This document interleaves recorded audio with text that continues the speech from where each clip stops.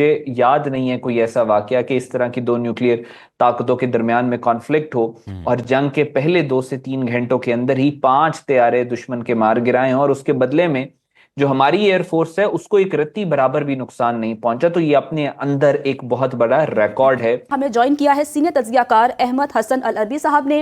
अहमद साहब, बहुत शुक्रिया सुनो न्यूज़ को वक्त देने के लिए।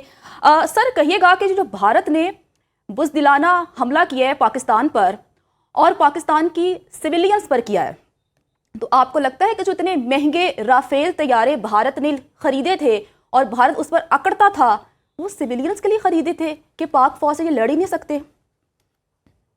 देखें, ये शुरू से इनका यही वतीरा रहा है। जो भारत और भारत का जो क्या उसे कहते हैं, जो स्ट्रेटेजिक पार्टनर है इस वक्त दुनिया में, इसराइल, इनके बारे में पूरी दुनिया के जो डिफेंस एनालिस्ट हैं या जो इनको पढ़ते हैं, मुल्कों को, कौमों को, उनके मिलिट्री डॉक्ट्रिन्स को, वॉर डॉक्ट्रिन्स को, वो इस बात पे इनको बहुत ज्यादा जलील करते हैं कि इन दोनों ममालिक का जो फोकस होता है वो उस बच्चों और औरतों को मारने पे होता है। आप इसराइल का भी देख रही हैं कि वो फलस्तीन में औरतों बच्चों पे जुल्म करे, और आज आपने भारत का भी देख लिया।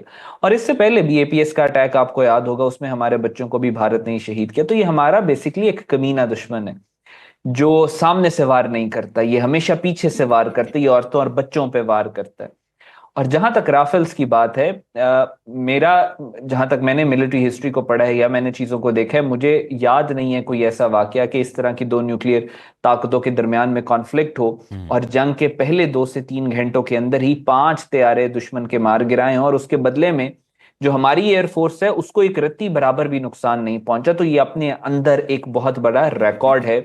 और पिछले पिछले जंग शुरू होने के 3 से 4 घंटों के अंदर अंदर पाकिस्तान को एयर सुपीरियोरिटी हासिल हो गई और उनके जो 3 राफेल तैयारे हमने गिराए, एक उनका MiG-29 गिराया, एक Su-30 गिराया, यानी उनकी एयरफोर्स के पास हमने कुछ छोड़ा ही नहीं और साइकोलॉजिकली उनको हमने बैकफुट पे डाल दिया। फिर उसके बाद उनका ब्रिगेड हेडक्वार्टर को हमने तबाह किया। रिपोर्ट्स हैं कि अंबाला के अंदर उनकी एयरबेस के ऊपर अटैक किया, अनकंफर्म्ड रिपोर्ट्स हैं। बठिंडा के अंदर से विजुअल्स आ रहे हैं सामने के, वहां पे इनका रैकेज वगैरह जहाजों का गिरा है और वहां पे एक बहुत बड़ा एमिनेशन डम भी है। सो पाकिस्तान इस वक्त टोटल पोजीशन ऑफ स्ट्रेंथ पे है, मोमेंटम पाकिस्तान को सपोर्ट कर रहे हैं और पाकिस्तान इस वक्त डिसाइड करेगा कि आगे जो ये हालात हैं वो किस तरफ जाएंगे। बिल्कुल अहमद, जैसे आपने बोला पाकिस्तान अभी डिसाइड करेगा कि ये हालात किस जानिब जाएंगे, और उससे पहले भी आपने बात की कि दो न्यूक्लियर पावर ममालिक के माबैन ऐसी कोई झड़प हो और चंद ही घंटों में एक मुल्क के 5 लड़ाका तैयारे गिर जाएं, तो ये साइकोलॉजिकल इफेक्ट कितना भारी है और ये कहाँ तक असर करता है, कितना मोराल डाउन करेगा भारतीय फौज का?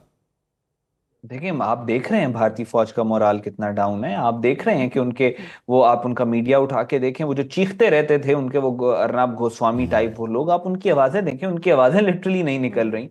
आप पाकिस्तान ने ओपनली, हमने पूरी दुनिया के जो जरीदे हैं, अखबारात हैं, न्यूज आउटलेट्स हैं, वो रिपोर्ट कर रही हैं कि 5 तैयारे हमने इंडिया के मार के गिराए हैं। ये कोई छोटी बात तो नहीं है। जंग के पहले 3-4 घंटों के अंदर 5 एस तैयारे इनके गिरा देना, और फिर इंडिया के ऊपर आप देख रहे हैं सख्ता तारी है, वो इतने खौफजदा है, उनको पता नहीं है कि इसका हमने जवाब कैसे देना है। अभी मैं एक इंडियन मीडिया की रिपोर्ट देख रहा था, उसमें वो कहते कि हमारे 3 जहाज जो है पाकिस्तानियों ने मार के गिरा दिए, तो 3 जहाज पे तो वो भी एक्नॉलेज कर रहे हैं कि हमारे मार के गिराए हैं। सो जाहिर है ये बहुत बड़ा साइकोलॉजिकल इम्पैक्ट है और ये वाजे नजर आ रहा था। अब इनके इस जंग से पहले, पहलगाम के बाद भी जो रॉ के डॉक्यूमेंट्स लीक हुए हैं उसमें वाजे लिखा हुआ था कि इंडियन फौज का इंडियन एयरफोर्स के ऊपर ट्रस्ट नहीं है, और वो ट्रस्ट दोबारा से टूट गया कि इंडियन एयरफोर्स जो है वो किस काबिल भी नहीं है कि वो इस तरीके से अपने आप को, दुनिया के जो बड़े डिफेंस अकाउंट्स हैं, जो डिफेंस के रिसर्चर्स हैं, वो ट्विटर के ऊपर और दीगर जगहों के ऊपर वो बाकायदा तौर पे ये पोस्ट कर रहे हैं कि ये क्या हुआ है कि सिर्फ 4 घंटों के अंदर अंदर इन्होंने 5 तैयारे अपने दे दिए। बिल्कुल अहमद, और हम देख सकते हैं कि दुश्मन बौखलाहट का शिकार है। वो विजुअल्स हम अपनी बल्कि एक्सक्लूसिव विजुअल्स हैं जो अपनी टेलीविजन स्क्रीन पर चला रहे हैं,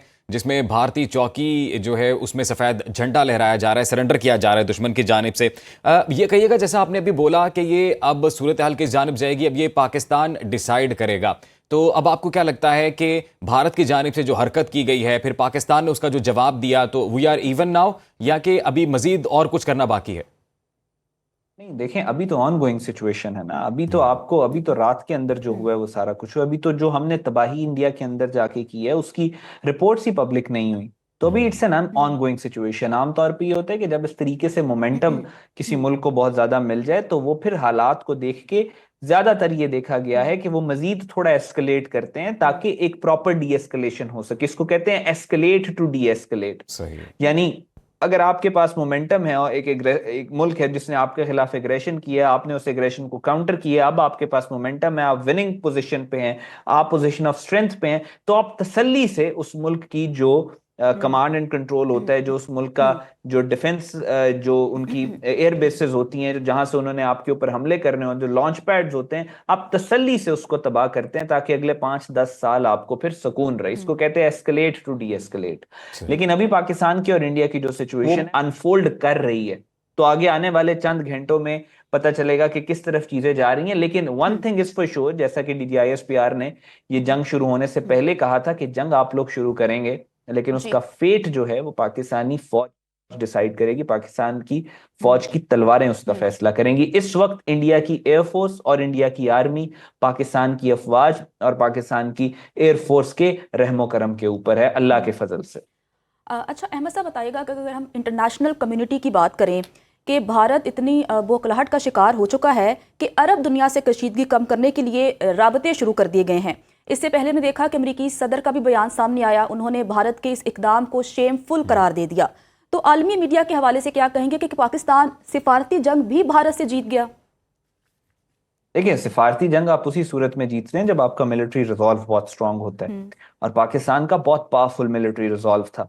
उस मिलिट्री रिजॉल्व ने जान तक इंस्पायर किया हमारे डिप्लोमेटिक रिजॉल्व को। तो अब पूरी दुनिया के अंदर जो आप रिस्पांस देख रहे हैं, पूरी दुनिया में चाहे कोई भी मुल्क हो, वो वेस्टर्न कंट्री इंडिया को अगर सपोर्ट भी करता है या दिल से इंडिया के साथ है भी अगर, तो भी वो इंडिया की जो वॉर मशीन है उसको पाकिस्तान की वॉर मशीन के ऊपर तरजीह नहीं दे सकता। और डिप्लोमेसी में आप जीतने वाले घोड़े के ऊपर हमेशा बैट करते हैं। दुनिया ने जब ये देखा कि 5 तैयारे घंटे 2 के अंदर, पाकिस्तानियों ने 2 घंटे के अंदर 5 तैयारे इंडिया के गिरा दिए, इंडिया वाले आपसे माफिया मांग रहे हैं, वो सफेद झंडे लहरा रहे हैं, इंडिया के अंदर खौफ और हिरास का आलम है उनका। आप सोशल मीडिया, इलेक्ट्रॉनिक मीडिया उठा के देखें तो आपको ये मिलेगा फलां जगह पे हमारे फौजी मर रहे हैं, दुआ प्रार्थना करें, प्रार्थना करें। और उसके बिल्कुल अहमद, हमारे साथ ही मौजूद रहिएगा। शुरू हुए ना, अभी तो सबूत आना शुरू हुए हैं। अभी तो रात के अंदर पाकिस्तान ने जो इनके साथ किया है वो किया, अभी तो आहिस्ता आहिस्ता सबूत आएंगे। अभी आप देखिएगा हर घंटे के बाद इंडिया की तारीख के अंदर एक जलालत का नया बाब लिखा जाएगा। और अब इनको तकलीफ ये है कि ये अर्नाब एंड कंपनी ने इतना ज्यादा वॉर हिस्टीरिया बिल्ड किया हुआ था, इनके ऊपर प्रेशर बहुत ज्यादा है, इनके ऊपर कांग्रेस की तरफ से बहुत ज्यादा प्रेशर है कि तुमने इंडिया को ऐसी जंग में धकेला है जो जंग इंडिया कभी भी नहीं जीत सकता था। और फिर इनको मार इतनी ज्यादा पड़ रही है पाकिस्तान की तरफ से, तो जाहिर है अर्नब की नौकरी भी खतरे में, उसकी जिंदगी भी खतरे में। वैसे ही बीजेपी भी, इवन जब इन्होंने अर्नब ने पाकिस्तानी एंकर्स को अपने शोज पे बुला रहे थे और पाकिस्तानी जिसको इंडिया की धज्जियां उड़ा रहे थे इंफॉर्मेशन वॉरफेयर में, तभी भी बीजेपी के कुछ मिनिस्टर से जिन्होंने कहा था अर्नब के ऊपर FIR होनी चाहिए कि पाकिस्तानी इसको क्यों बुला रहा है, और फिर ये पूरे इंडिया को पाकिस्तानी आके जलील करते हैं। तो अर्नब और ये जो सारे माउथपीस थे RSS के, बीजेपी के, इनके ऊपर एक्चुअली प्रेशर बहुत ज्यादा है। ये जो मार पड़ रही है इंडिया की अवाम डायरेक्टली इनको अब कसूरवार ठहराएगी। सो वो इसी तरह आपने देखा ये खबरें आना शुरू हो गई। एक और जहाज की खबर आ रही है कि श्रीनगर के अंदर कुछ गिरा है, वो जाहिर है नामालूम अभी उसको कह रहे हैं, तो वो ऑफकोर्स इंडियन आर्मी का ही जहाज है, और जिसको उन्होंने इलाका कॉर्डन ऑफ कर दिया, उसको बंद कर दिया उन्होंने। सो जाहिर है कि अभी बहुत ज्यादा डैमेज हुआ है। अभी हम भारतीय जिस चैनल के क्लिप का हवाला दे रहे थे, वहां पर जो एंकर के साथ गेस्ट मौजूद थे उनकी जानिब से भी ये कहा गया कि पाकिस्तान की आर्म्ड फोर्सेस कई गुना प्रोफेशनल आर्म्ड फोर्सेस हैं एज कंपेयर टू भारत, और उनकी जानिब से जब जवाब दिया जाएगा तो वो फिर भरपूर जवाब होगा। तो अब आपको क्या लगता है कि मोदी सरकार के घबराने का वक्त हुआ चाहता है?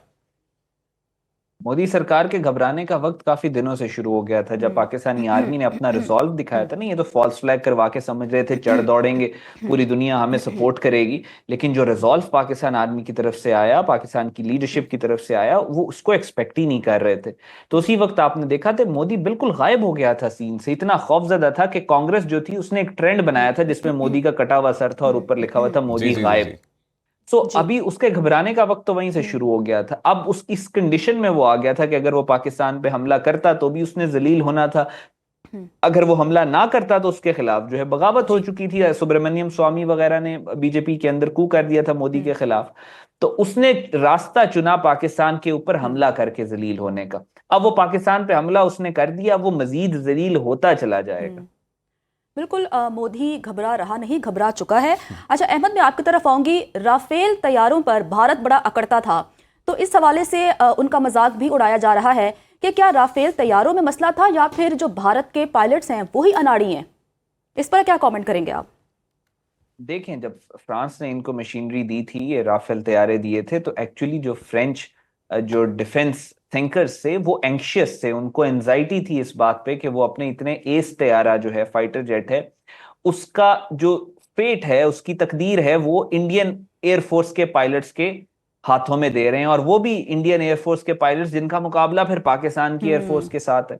बिल्कुल। और पिछले 70 सालों से आप अगर डिफेंस इनकी इंडियन डिफेंस को पढ़ें, आप इनकी फोर्सेस को पढ़ें, तो पूरी दुनिया का एक कंसेंसस है इस बात पे कि इंडियन जो एयरफोर्स है उसकी ट्रेनिंग के अंदर, और ट्रेनिंग से लेकर उसकी वॉर प्रैक्टिस के अंदर, वॉर डॉक्ट्रिन्स के अंदर, जंग को लड़ने के अंदर एक बुनियादी जो है वो फ्लॉज शामिल हैं। इसी वजह से कभी भी पाकिस्तान के खिलाफ इंडियन एयरफोर्स ने कभी भी पाकिस्तान को डोमिनेट नहीं किया, किसी भी जंग में आप देख लें, कभी भी डोमिनेट नहीं किया। अभी भी जो रॉ के डॉक्यूमेंट्स लीक हुए हैं उनमें वाज़े तौर पर लिखा हुआ था कि हमारी जो जो इंडियन आर्मी के अंदर जो एक बहुत ज्यादा डिप्रेशन और डिसअपॉइंटमेंट थी, और उसकी मेन वजह वो ये कहते थे कि हम ट्रस्ट नहीं करते इंडियन एयरफोर्स को कि वो बिल्कुल अहमद, ये पाकिस्तान तमाम के फॉन्ट खिलाफ लाइंस अभी हमारा हम साथ। डिस्कस भी करेंगे।